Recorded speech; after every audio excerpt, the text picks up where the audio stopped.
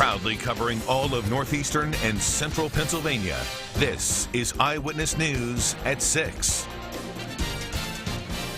Good evening, everyone. Thanks for joining us tonight. I'm Nick Toma. And I'm Candace Kelly. We begin with a developing story. 2 months after a statewide grand jury report was released about the Catholic Church in Pennsylvania, it now appears that federal officials have opened an investigation. Several dioceses across the Commonwealth, including all three that cover northeastern and central Pennsylvania, say that they have received subpoenas.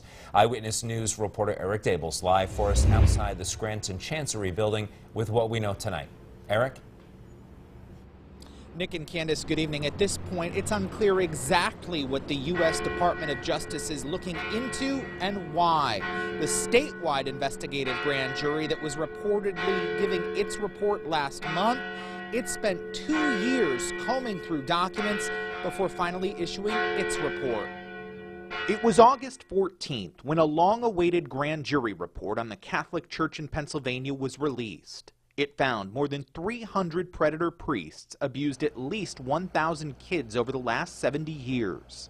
It named names and exposed a system used to cover things up. Now, it appears as if federal officials are following suit. Several dioceses across the Commonwealth on Thursday confirmed the existence of a federal investigation through statements they released.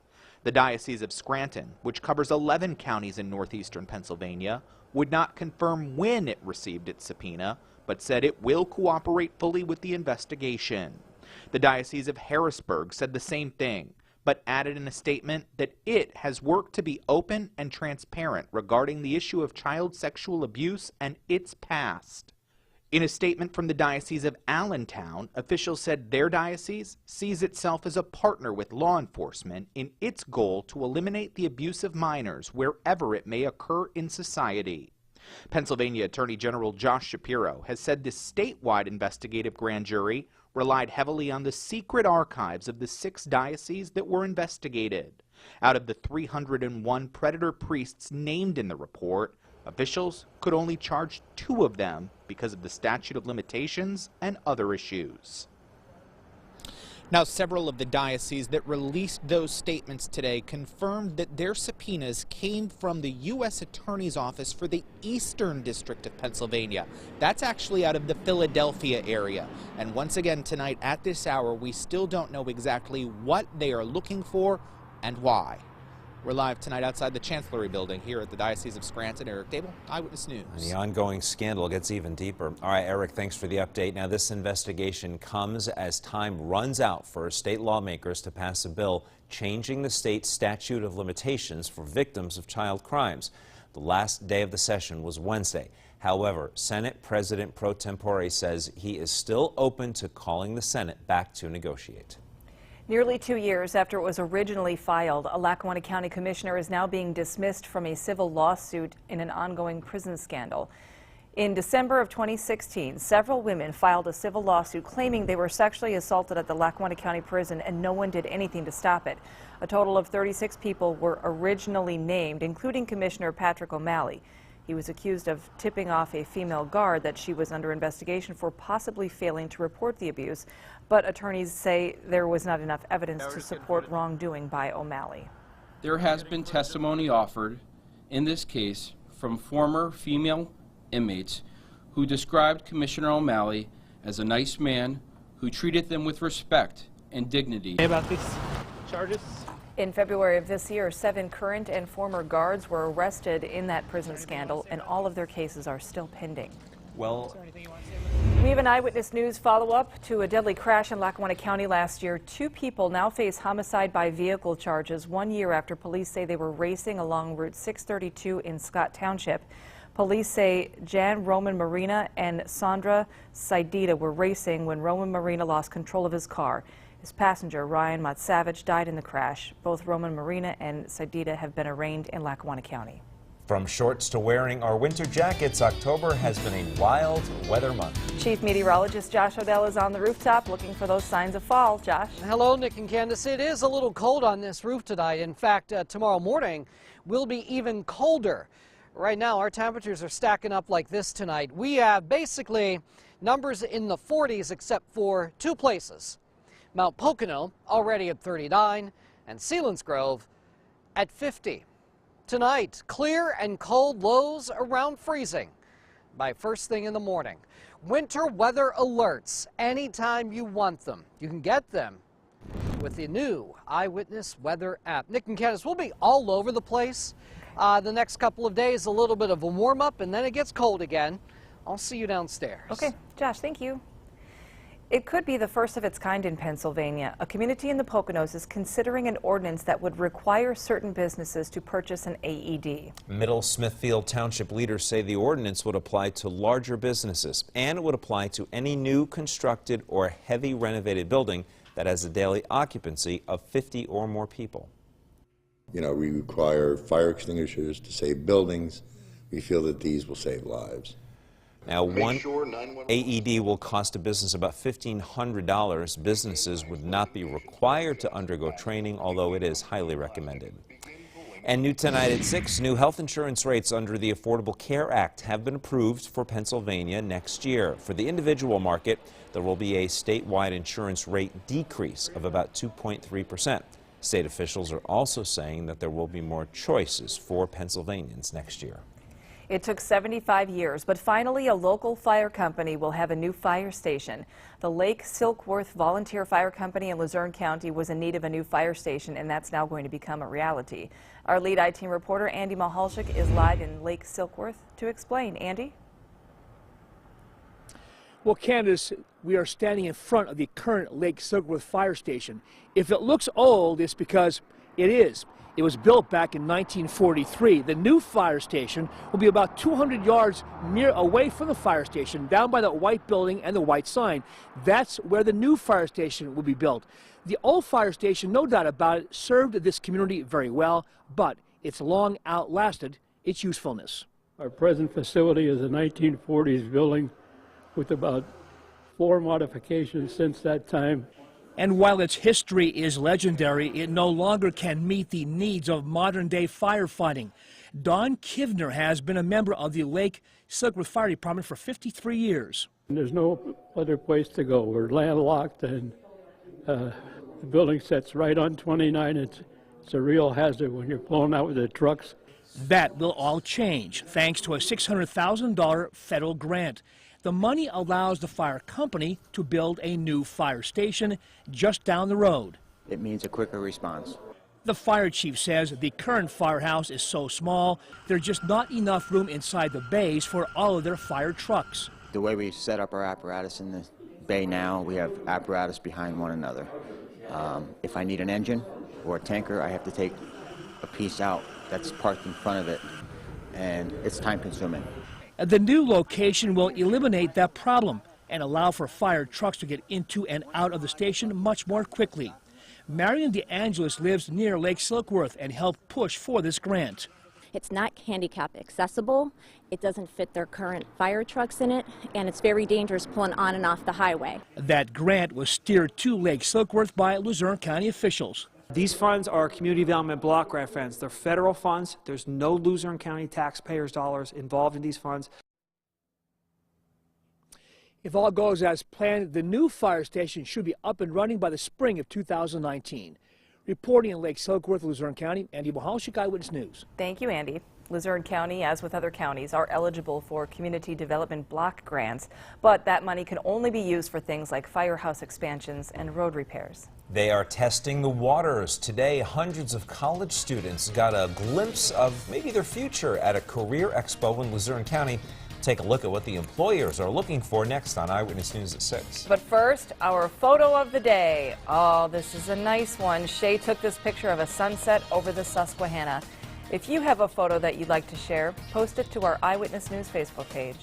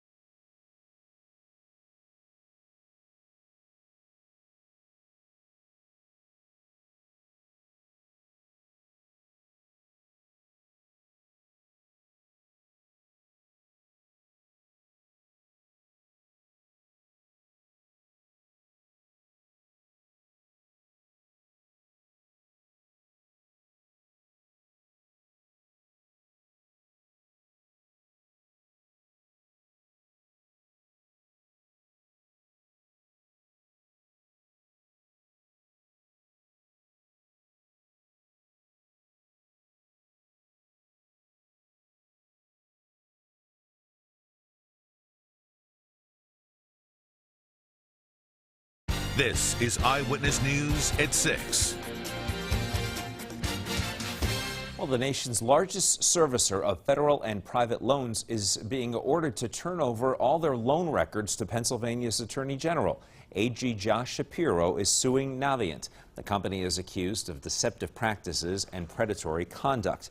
The AG's legal team will now review the loan records and then move forward with the lawsuit. The state says this lawsuit could impact thousands of Pennsylvanians who have student loans through Navient and have had repayment issues. If you think that you've been impacted by this, head over to pahomepage.com and look for this story and for details on how to file a complaint. It's never too early for college students to explore career possibilities. That's what's behind a popular Penn State career fair and expo held today. Eyewitness News reporter Mark Hiller explains what you should and shouldn't do with potential employers to make a valuable first impression. With dozens of employers offering internships and positions, the task for some 300 college students is to stand out from the crowd. Like my mom says, if you look good, you're going to feel good about yourself. With no specific dress code required at the 6th Annual Eastern Region Collegiate Internship and Career Expo, 21-year-old Joshua Nelson decided wearing a suit would help make a good first impression. I try to present myself to everybody, as I want them to see me. So that's also a 19-year-old Courtney Day's philosophy. Whether you're 19 looking for an internship or you're fresh out of college looking for a full-time job, it's just professional. How you dress, it shows who you are as a person. Both students took a page out of the Good First Impression playbook. It is very important. Attire is important. Before Chris Landino became Penn State Lehigh Valley's Director of Career Services and Academic Advisor, he was a professional recruiter looking for good job candidates. People that were prepared, people that had a good 30-second commercial of themselves. 30 seconds? Yeah, you have about 30 seconds to make an impression on a recruiter. Good appearance, good presence, and good preparedness are all key to what he considers making a good first impression. Sharpening that first impression skill is something Landino says can be practiced even at home. I do try to go as to much internship expos. That practice pays off. To help a Coles job recruiter recall the impression Joshua made on her earlier, I showed a photo I took of him. So him smiling and presenting himself well and his body language, all very positive things that we look for in candidates. Seizing opportunity with a good first impression. In Plains Township, Mark Hiller, Eyewitness News.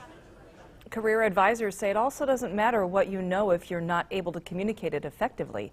And always remember, you are the CEO of your own brand.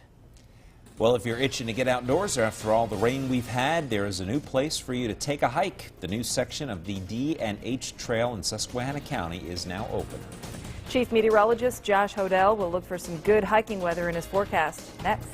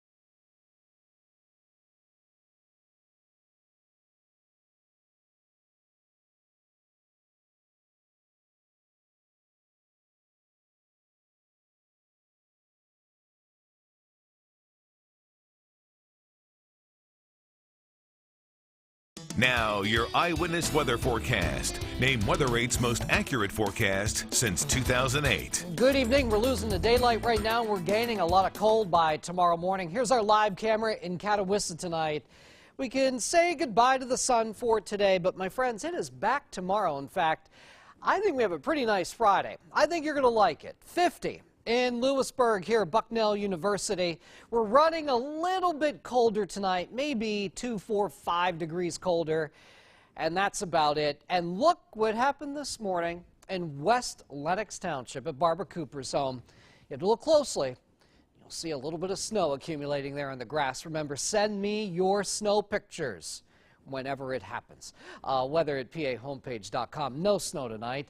The radar is quiet for us now. It stays that way tonight. Tomorrow, maybe we end up with some rain showers Friday night and Saturday. But let's not rush our life. Let's handle tomorrow morning first. Freeze warnings are in effect.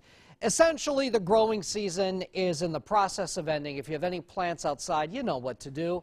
You either need to cover them up or bring them in the house if you can. Their days are numbered for sure. 30s in the morning, and I was kind of hoping to show you that we'll be in the 50s to near 60 tomorrow afternoon, but the graphic kind of had a mind of its own. But for high school football tomorrow evening, lots of good news in this forecast. 1, it won't be raining or snowing. 2, the wind won't be that bad. It will be seasonably chilly, though, 50 to 55 tomorrow evening. So high school football or whatever you may have planned, you'll be fine.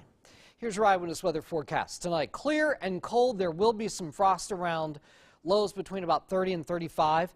Tomorrow, we're thinking mostly sunny, warmer and not nearly as windy.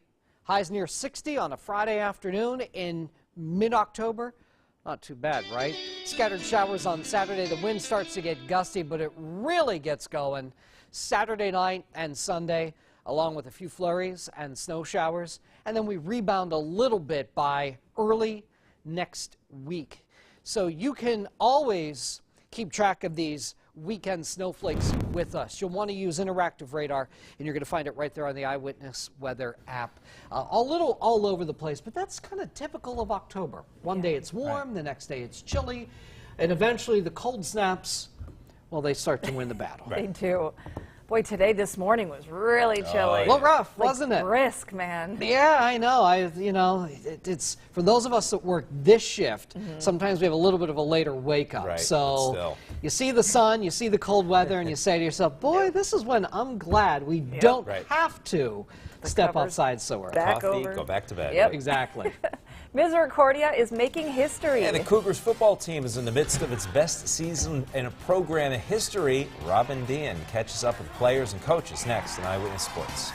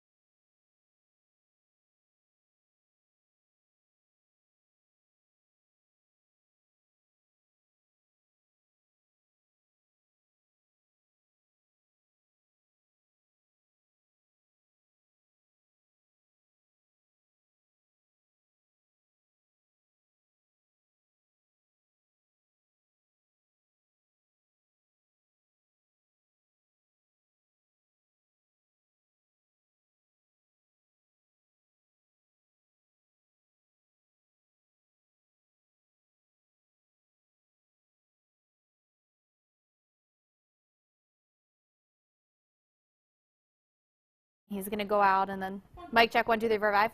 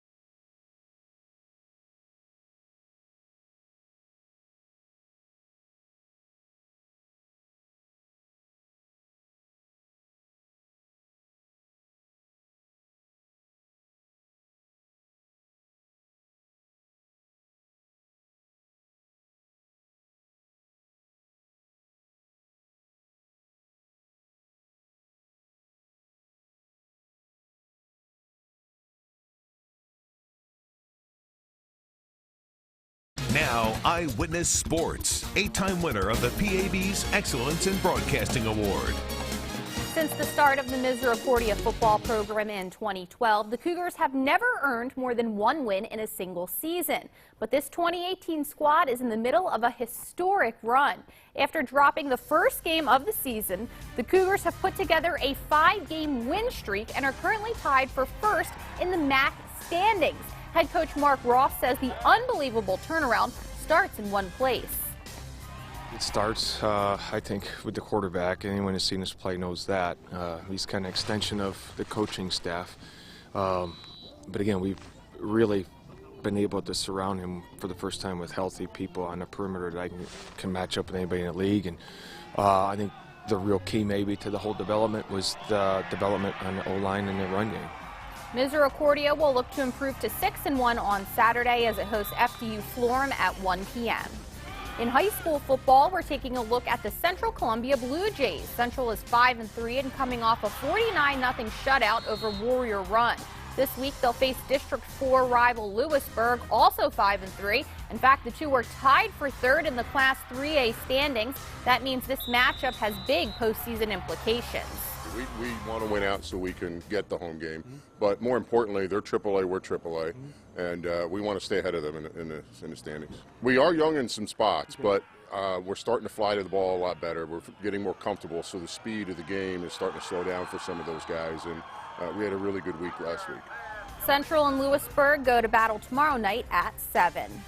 Time to reveal our Play of the Week winner for Week 8. It goes to Jacob Hunsinger of Hazleton. He takes it with 50% of the vote. Coming in second with 45% is John Ayers of Mount Carmel. So this is our closest poll of the season, but Hunsinger's 82-yard kick return at PNC Field is the champ. And we'll have 3 new nominees on Tuesday.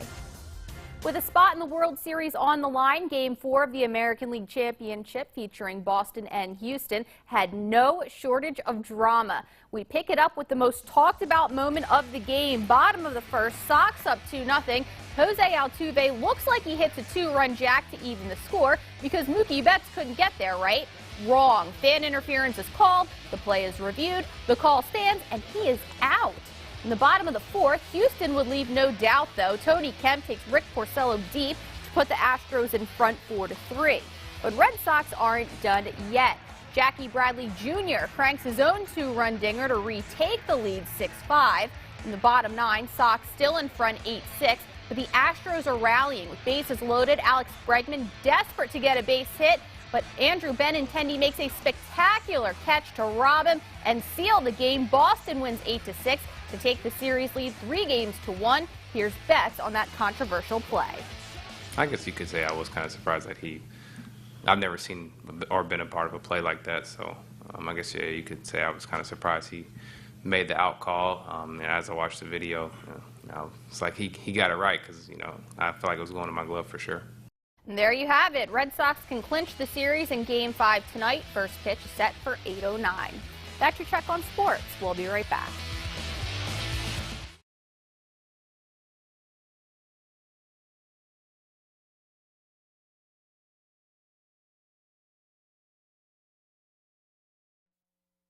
Watch.